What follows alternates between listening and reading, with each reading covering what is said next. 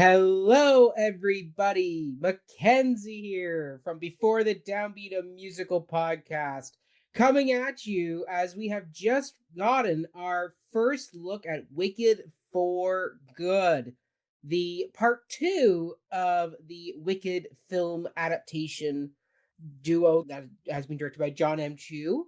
We had a terrific outing with the first part, Wicked, part one. And now this November, we will be getting Wicked for Good, which basically is the entire second act of the musical. And it is the area of the musical that I've always felt could use the most expansion and further exploration, as it's a very truncated plot where you're kind of mixing what's going on with Alphaba to what's going on in Wizard of Oz, and Glinda's in there as well. So you're kind of mixing and matching stuff there. You're kind of doing like what was being seen off camera with Alphaba and Glinda compared to what was going on with Dorothy. And so there's a lot of opportunities there to expand that story now that we have an entire second film to do that. And we already know that Stephen Schwartz has written two new songs for this, one for Ariana Grande's Glinda and one for Cynthia Erivo's Alphaba. And Cynthia Erivo actually helped write the song for Alphaba from what we have heard in interviews. So that's very, very exciting. This trailer did premiere at CinemaCon back in, I believe, March. So we did kind of get a play-by-play of what was in it. But oh my goodness, the detail when you actually get to see it is incredible. And I can already see areas where they're expanding and altering the story a bit and doing some really fun changes. So cannot wait to dive in and talk more about this. I will say, thank goodness that we have this second part coming because there's so much more to dive into and so much more to build on from the first one, like we talked about in our review of the first one that we did with our wonderful Jessica Maxwell, particularly regarding Glinda and the complexity of her character, in the sense that is she really being good or is she being a politician and doing what she thinks is good? And the fact that she is in this lovely blue and pink dress. So it's kind of that mix and match color type thing there where you kind of see the internal conflict bubbling right up to the surface there, bubbling. Aha. So there we go. Well, what do you say we dive in to this trailer and we'll kind of do a shot by shot breakdown and see what we got going on here. First off, let's just put this out there. We're going to talk spoilers. So get ready to hear all the juicy details of what we think is going on, which means we're going to have to spoil some things, dive into some bigger details there. So if you don't mind spoilers, dive on in with me. If not, maybe come back later when you're ready for them. Here we go.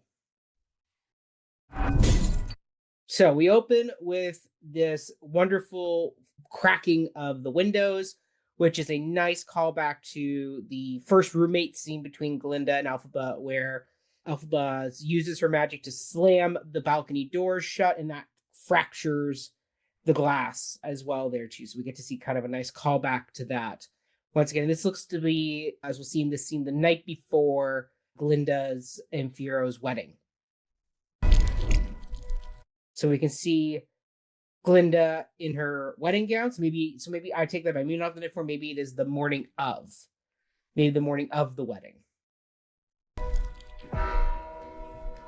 She comes out onto her balcony, and also I love how if you look on the left-hand side there, I'm not sure if you can see it behind me, but you can see her bubble. Her bubble transport machine is right there. So this is kind of the Glinda Apartments, which is kind of a really cool new area that we haven't seen because this was never included in the stage show. We're opening with already a brand new scene that is not in the stage production, so that's very exciting. Got this great bell tolling, this kind of ominous bell sound, and of course she's calling her by her full name, Alphaba Throp. There, and it's a funny thing when they asked Gregory Maguire how he came up with the last name of Throp, he said it's the sound a house makes when it falls on a witch. So that's just a great little Easter egg there. So anyway, she knows Alphaba's out there. The magic's happened. She knows Alphaba can do the things with the windows and the doors, just like she did back in the Shiz. And so she's calling her out, saying, come on out of hiding. I know you're out here. Just come in before the monkeys spot you. And of course, now we get the reference to the flying monkey, so we know they're around. And then, of course, if you just go back just a smidgen, you get to hear the first inklings of the song No Good Deed. So here we go. I'll take that back just a smidgen so you can hear the riff that's going to go into it. The monkeys spot you. There it is. And of course, there she is in silhouette, Elphaba the Witch. We got the original, we got that kind of vintage Universal logo again. There's no going back. There's no going back. So once again, the roads have been painted, and we're already hearing the Elakanamen, Machu Machu Melakanamen, which is that opening chant from No Good Deed. And now we're getting a whole other new set. So we've got to see Glinda's apartments in the Emerald City. Now we're getting to see Elphaba in her kind of treehouse hideaway that she's got going on. And that is, once again, a new area. Once again, it's showing the difference of Glinda and Elphaba's characters now. Glinda is metropolitan, and Elphaba has gone back to nature, back to the animals, back to Earth. And that is something that even like when they were doing her original costume design in the show, the costume designers were saying they wanted Elphaba to have a lot of earth tones, very grounded attire, because she's from the Earth. Even though she defies gravity, she's about nature and about the Earth. So how she's made her home in this kind of treehouse is great. And so I think this takes place. So we'll see later on in the trailer. There's a moment where she's riding in the sky, as well as we see her kind of dive bombing the Emerald City's efforts to make the Yellow Brick Road. So we're going to see more of her anti-wizard acts that she's doing. And I think this comes after that. And she's returned back to her kind of hideaway, and her plans for rallying the people against the wizard are not working. So we see that's where she kind of is at the beginning of the film. And this is kind of one of those first scenes we'll probably have with her there in the woods. And if you know the song, As Long As You're Mine with Firo and Elphaba, we know that song takes place in the woods as well. So they probably will come back into the refuge of her hideaway here in the woods for that song. So there we go. At least that's what I predict.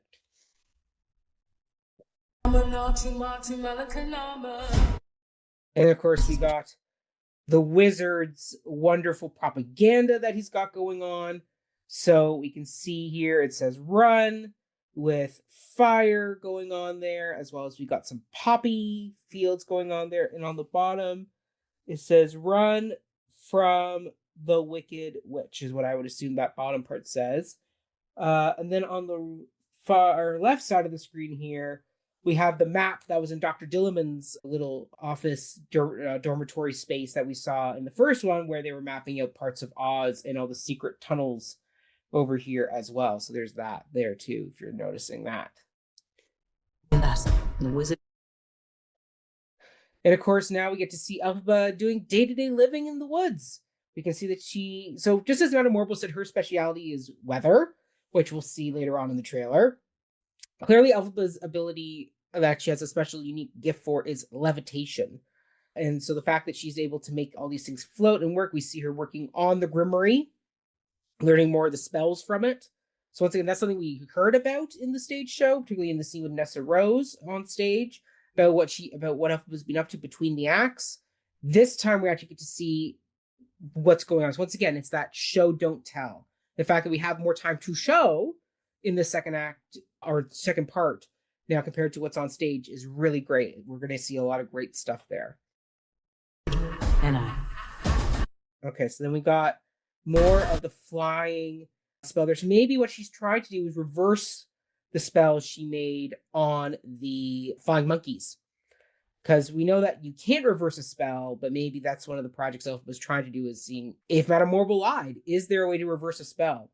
And so we have that there. And so, yeah, because we see the wings again, just like we saw when she was casting the spell the first time. So that's exciting there. So yes, more Elphaba doing her thing in her hideaway in the trees. And then, of course, we're back to Munchkin Land, that beautiful Munchkin Land set with all the tulips. And so in the first part, we saw that this poster here was already up and they were taking it down. Now we're seeing them unveiling the propaganda, the poster that will later come down in No One Mourns the Wicked. So that is kind of a nice full circle moment there. And let's see if there's anything else in the background there, and I can't really see much else there. And of course, then we have Glinda And this was one of the shots that we saw in the Vanity Fair. Where is it? There. So that's one of the shots that was released by Vanity Fair.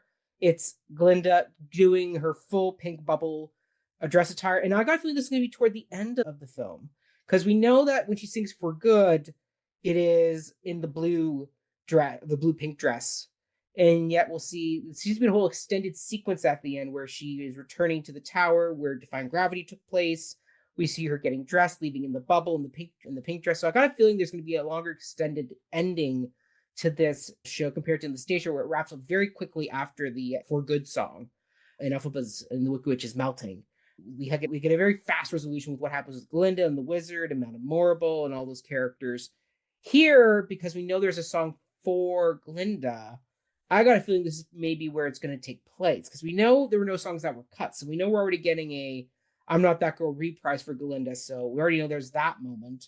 So I feel this is maybe a moment where she is now come back from all the events that have taken place with the melting and what goes on with the Wizard and Madame Morrible. And now she is having that soliloquy moment there toward the end of the film. So I think that's what's happening in this moment. She is really literally dressing in her armor to become Glinda the Good. Of course, we have the flying monkeys returning to the Emerald City. The Wicked Witch can't. But then we get a really cool shot of Madame Morrible in this great weather gown thing. So once again, I think a lot of this sequence where we see what Madame Morrible is doing in the next shot with the weather and all this, and we've seen this costume already revealed to us. I think this is going to be her Glinda's wedding attire look that we'll see. And it's a gorgeous, once again, she's letting her hair down, she's going full sorceress. It's a lot of fun. And of course, the motif in her dress is like a thunderbolts and cyclones and weather related. Once again, weather is her speciality. So lots of fun there. Like, just look at Michelle Yeoh. They're so cool. And even the fact that even her eyeshadow has that tinge of green in it now. Such a great detail. It's forever. And of course, there it is. We see it there. She is summoning the cyclone. Now, I wonder who that cyclone could be for. Huh. But look at that shot there with the billowing sleeves. Oh, yeah. Like, just epic shots there. And, of course, now we're back in the Emerald City again. We got the Wizamania stage. But then, of course, we have this procession of the Emerald Guards. Emerald City Guards, the Wizards Guards. And of course, we get the reveal. Oh, and we get the reveal there in a minute. But we see here Glinda in her full kind of politician, dutiful attire there, greeting them. And then we have Fiyero now as the captain of the Wizards Guards, and he's in charge of hunting down Elphaba. So when we saw him right off in the last movie, we now know he ends up in the Emerald City with Glinda there. He looks very much in his attire. And even the fact that, as people have mentioned in the close-ups of these costumes, you can see that he has the buttons that say Oz on them. The bricks are all represented in this kind of yellow brick motif in this outfits there. And if you notice the Scarecrow's costume, you notice that there's a lot of similarities to what Fiyero is wearing. Fiyero and his squadron Now, of course, we see them hunting. So, once again, I think this takes place after Elphaba's written in the sky, after she's dive bombed the Albrecht road workers, and now they're on the hunt for Elphaba, and Fiyero is leading the charge to find her. Maybe not for the same reasons the other guards are, but we see he is on the hunt. her trail. And of course, Elphaba's hiding up in the tree. Once again, the way she dresses, it blends in well with nature. Like, she just disappears into the forestry. It's perfect. And then, of course, you have the wizard with all his spinning baubles. And of course, he's conducting and manipulating things from his machine in behind. Once again, he's in a different outfit. We're seeing him in kind of that wedding attire as well. He's kind of got that really nice embroidery on his jacket that has the poppies. And of course, this is from the song Wonderful, which is going to be the wizard's big song in this film. And he's doing, once again, a lot of that showmanship that he did when we saw him do Sentimental Man. Now, this is a shot we saw in the first trailer for the part 1 of her touching the yellow bricks. And she now is, once again, this is part of that whole dive bombing scene that we saw earlier, them filming live over in England. So now we're going to see this scene take place. So I called it back when we did the original first teaser trailer for part 1, and I said, I think this is a part 2 shot. And I was right. Wonderful Wizard of Oz. No one believed in you more than I did. So we had a few shots there. So first things first was that we had the Elphaba saying, nobody believed in you more than I did. That is definitely going to be in the scene where Elphaba goes to see the wizard, for sure. But then if we go back a bit here, so we have her touching the bricks, and then we have this scene here. So we've already seen images of Glinda in this dress doing the Thank Goodness song. And so we know that song ends with the disruption of Elphaba doing her opposition protests. And we see what it is. Once again, a callback to the Wizard of Oz with Surrender Dorothy. Elphaba has now done the same thing, but this time she has written, "Our wizard lies." So once again, some great propaganda, anti-propaganda. They're really trying to tell people what's going on, and they're just not listening. And then, of course, the next scene is the scene that we did see them filming.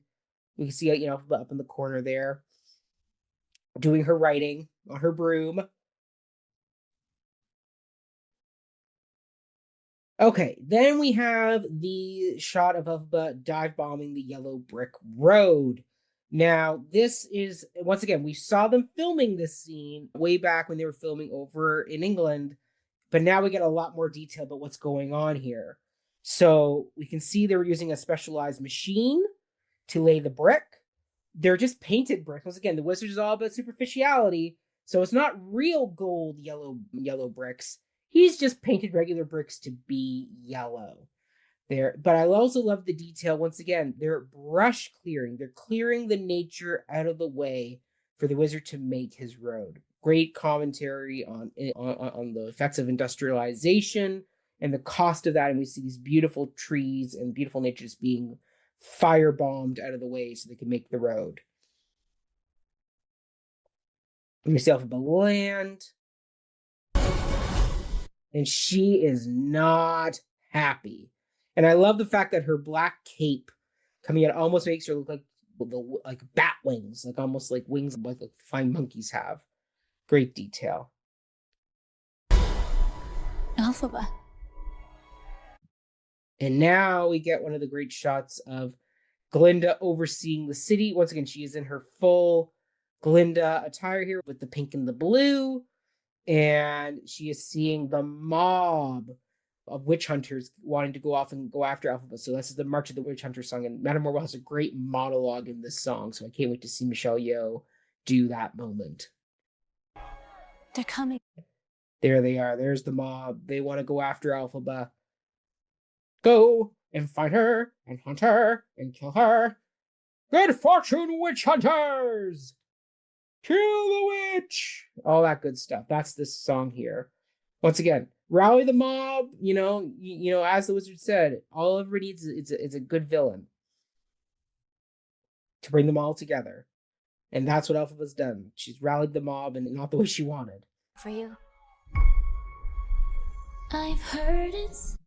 Now we get a long audio clip of the song For Good, which is obviously the title of the film. It is the motif that we're going to hear throughout most of the marketing here. It is the big duet of part 2, just as in the first part, we had Defying Gravity as the big song. For Good is definitely going to be the marketing song for this second part. That people. Okay, so now we're back with this moment. Once again, this is a moment where we see Glinda has returned now out of her blue dress, back into her pink attire. She's back in the same tower where they did Defying Gravity. The wizard's materials are still here, but obviously it hasn't been visited in a long while. And this is what's going to, I think this is part of a longer extended moment of part 2, where she's going to go revisit these places now that For Good has happened to her, and she's getting ready to go out into the world and actually be Glinda the Good. Or is she? Once again, As I said in the last one, they've added in a lot of great political undertones to who Glinda is with some of the scenes and moments she had in part one, like her trying to negotiate a good deal with Elphaba to get in with Madame Morrible. So there's a lot of interesting details there that are a lot of fun. So once again, and there's one of the greatest exchanges that I think is the layered exchange between Glinda and Elphaba that is fascinating to analyze. So we see Glinda now has the Grimoire. She has it right there. And she's now in the pink dress that we all know her from part one in. So clearly she is toward the end. But she hasn't put on her crown yet. So once again, I think the crown is the last thing she puts on before she takes off in her bubble to go greet the people of Oz, post wizard departure, post all that. So I think, yeah, this is one of those longer extended moments of grief at the end of the film. And we see her going. So this is great. This is one of those shots that John M2 released years ago now, when he had that great shot from part one with Elphaba in the tower. Now we're seeing Glinda in the tower as well. And we can even see, if we look closely at her, she's having some emotions, reliving the moments of when her in the tower together. And once again, I think now we're going back to that earlier scene with Elphaba in the treehouse. And this is what's going to inspire her to go back to the Emerald City to see Glinda for the wedding. And we see that she's kept the little brochure that Glinda oh so smartly gave to her right before going off to the Emerald City, which once again, I think there's some layering there of, you could easily see, make an argument of, there was a choice of Glinda capitalizing on a moment to get Elphaba to let her come along with her. Also, I just noticed this now on the brochure, if you notice it, the official is 5th edition of this brochure, which is so great. Once again, just the details there. And then we have on the inside, we have the wonderful note from Glinda saying, I hope you get what your heart desires. And of course, we have all types of fun details there, all about the history of the Emerald City and Oz. A forward by the wizard, a welcome to the Emerald City, all that type of fun touristy details you would need in a brochure about a major metropolitan city. What's just a great shot of Cynthia, just showing the growth of Elphaba. She's still full glam, but her hair is down. She's embraced that more mature look about her. It's a great evolution to the character. Who I am today because I knew you. So we just had that great big long Glinda line. I've heard it say people come into our lives for a reason. And I know who I am today because I knew you. Beautiful moment there. And then, of course, we have this great cut back to this scene that was not in part one, but we know it's existed because it's in the screenplay and it's part of this extended friend montage that was cut from part one. And that it comes right after when Popular and Elphaba's doing her toss and interaction with Fiyero, and then before the Dr. Dillamond arrest scene. Because if you notice the costume change, Elphaba is in 2 different costumes because it's 2 different scenes. So there we go. But yes, we're getting so maybe this means John M2 will include this infamous friendship montage that was cut from part one. Think of what we could do together. So then we have Glinda and Elphaba back together on a broom once again, on a broom swing, I guess. And we have Glinda once again trying oh so gently to nudge Elphaba into saying, hey, think of what we can do if we worked on the system from the inside.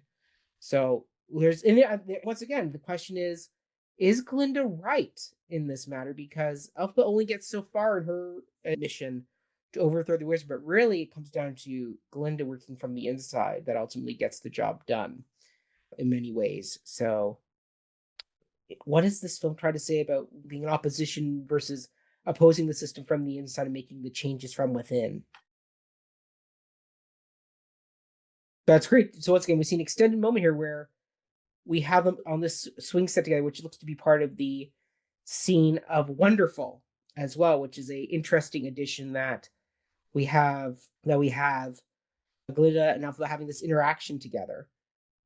that is not in the stage show. Once again, a new addition. There's a lot of new scenes that are not in the stage show that are showing up in this trailer. We could do together.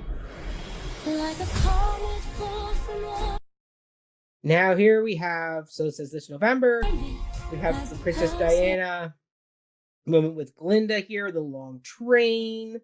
It's very majestic looking. I love the fact that as the wizard is deforesting Oz to build his road, he is taking some of it in nature to build this cathedral space for them to have their wedding in, for Glinda and Fiero. And then, of course, we have like a comet pulled from orbit as it passes the sun. We see Fiero and his captain of the guard attire there. Once again, great details with like the thistle flower there. And then we have the bricks. And yet, as you can see a closer look, you have the Oz but on the button as well. As it passes the sun.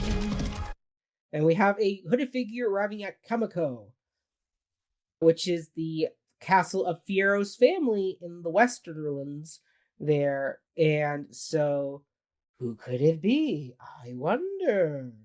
Who's arriving at the castle late at night in a cloak? We will find out. Is it Elphaba? Is it Glinda? We don't know. Is it Bach? No, it's not Bach. I can tell you that. It's not Bach. But there we go. We have the arrival at this castle. Like a sea drop conclusion. And I love the detail here. So once again, we had some great close-up shoe shots of Dorothy in part 1 of her entering into the wizard's throne room. Now we know this is in Kamiko because she's stepping in puddles of water. So here we have, here if you look back, there we go. Yeah, so she's stepping in puddles of water. So different scenes here. So once again, this is a post-melting Dorothy moment, probably where she's going to go retrieve the broomstick that we see her carrying in part 1. But then we cut back to Munchkinland at the beginning of Dorothy's adventure, and we see her there with Toto going down the yellow brick road as well. So I guarantee this is probably a shot of Elphaba spying on them, because we know that she arrives back in Munchkinland post House Fall on, once again, spoiler alert, Nessa Rose, who we actually don't see in this trailer. We do not have any Nessa Rose or box shots. But we know that Elphaba does show up there in Munchkinland to grieve her sister, and so I guarantee this is probably a spy shot of her watching Dorothy go off on the road wearing those shoes of Nessa Rose's and their mother, actually. So there we go. Now here we have the wizard doing his fun with trying to convince Elphaba to surrender and come back over to his side. And what was a small little intimate theatrical song in part 1 with Sentimental Man, Wonderful is now gone full showman to try and woo Elphaba back over to his side. And the fact that they're using the rainbow colors and what that represents with pride and the LGBTQIA plus community, as well as what goes on with Over the Rainbow and Oz. There's so many rainbow themes there. But the fact that in this song, which is usually just between the wizard and Elphaba, we've added Glinda into this mix as well to party with them, or to help, or the wizard uses Glinda to help convince Elphaba to come back over to his side. And he, as we saw, this is somewhere during the wedding because he's wearing that wedding dress attire. Glinda's kind of in that wedding dress as well. You can kind of see it's the same type of cut of the previous wedding shot. That is a version of the wedding dress. That is not the blue and pink dress that we know. But we see the wizard here trying to convince Elphaba to join their side. Change for good. So once again, at some point during the song, Elphaba and Glinda end up on this broom swing thing. And of course, they're holding hands. Very lovely feels all around. It's got that beautiful starlight in there, or starlight effect from the wizard. And once again, he is put on a full show to convince Elphaba to give up her antagonistic pursuit of him and try to out him for what he's done to Oz. And will she fall for it? We'll find out.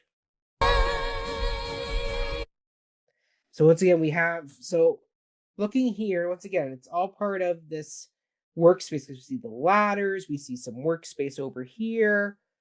So this is all in the wizard's throne room, the workspace. They're probably in the back area of it. And we see her in the wedding gown as well. So clearly this is all around the wedding scenes. Now here we have a shot from part 1, which is the Who's on the Horse, the Flying Monkeys riding out of Kimiko post-melting. And here we have the wizard as well. Once again, he's back at it, talking to Dorothy now. And he's saying, "Bring me the broom."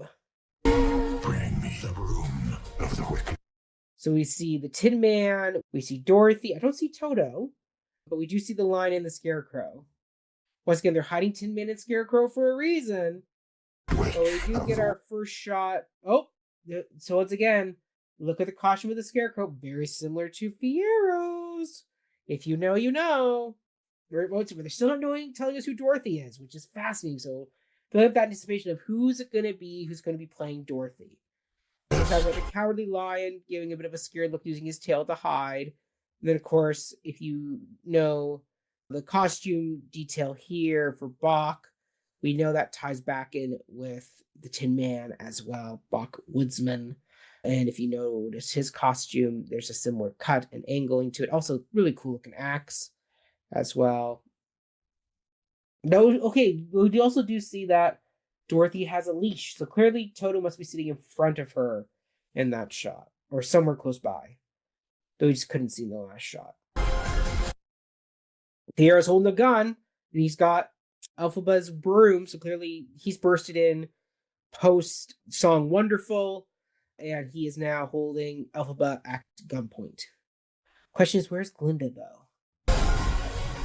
And there we go once again. So once again, Wizard's Workspace. So yes, this was definitely the whole pink broom swing set for Glinda and Elphaba. Does take place behind the wizard's head. Oh, and then he points the gun at the wizard. For a while there, I thought you changed. And clearly we can see he's post-wedding because he's kind of unbuttoning here. So the broom to escape. They're going to escape together. James. Now here's something interesting. Somewhere along, so maybe once again, predicting what's going to happen here, we know that Glinda's getting married. So maybe it's something on the lines of they show up, Glinda's getting ready for the wedding, which is the balcony scene. Then we do Wonderful. Then it's the wedding, and maybe something along the lines of, hey, wait here, Elphaba, while we do the wedding. And post-wedding, we're going to reveal you to the public. We're going to have this big announcement saying, you are forgiven, clemency, blah, blah, blah.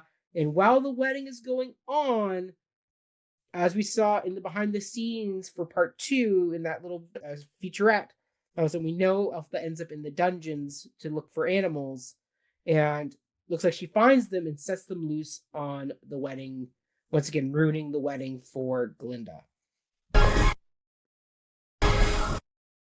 And it just wreaks havoc on everybody there. We can see one guy getting attacked by the monkey there. He gets his feet taken from underneath him.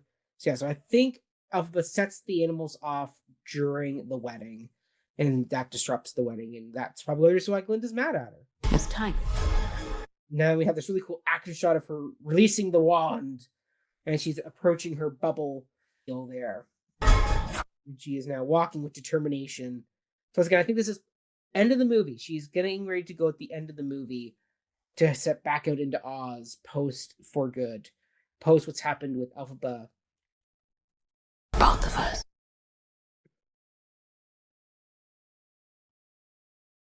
So this looks to be, if we go back a bit here, hold on. It's time. For both of us. So it says this time for both of us. So I think this is when Elphaba arrives at the balcony scene before the wedding. I don't think this is during For Good. We see Glinda taking off at the end of her adventures here.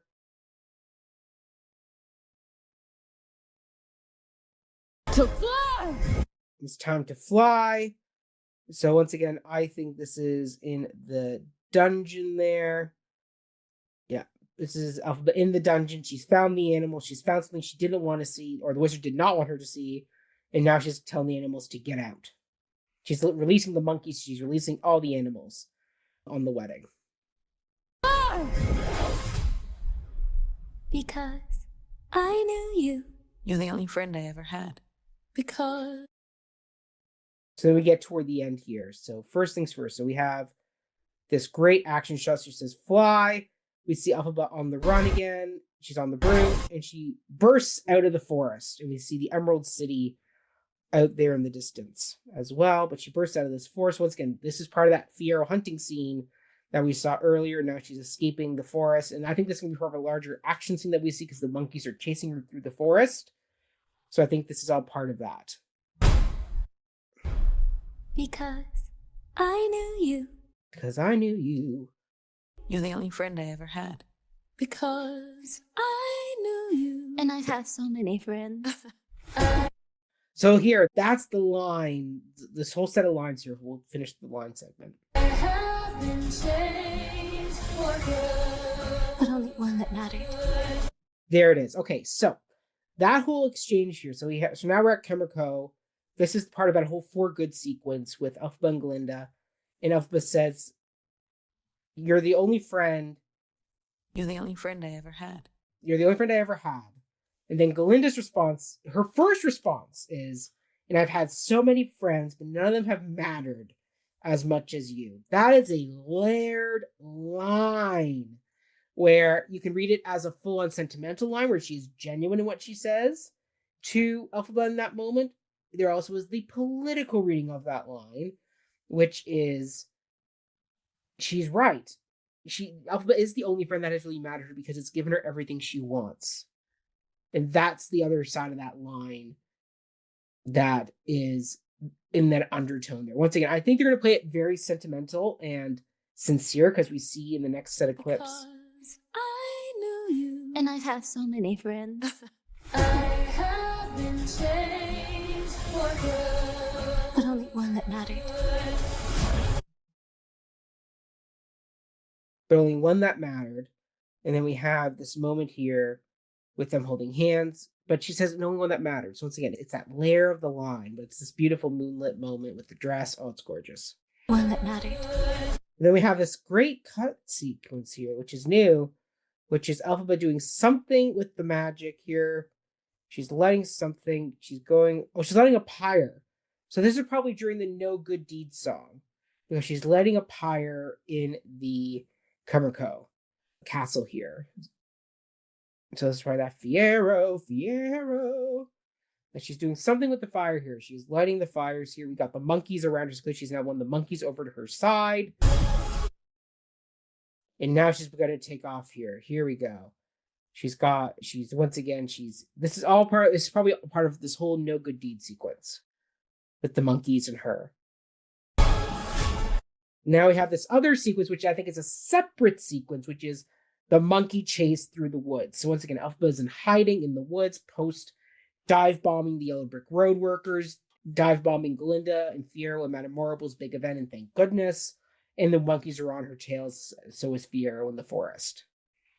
Which is probably what's going to drive her to go to Munchkin Land and see her sister Nessa Rose.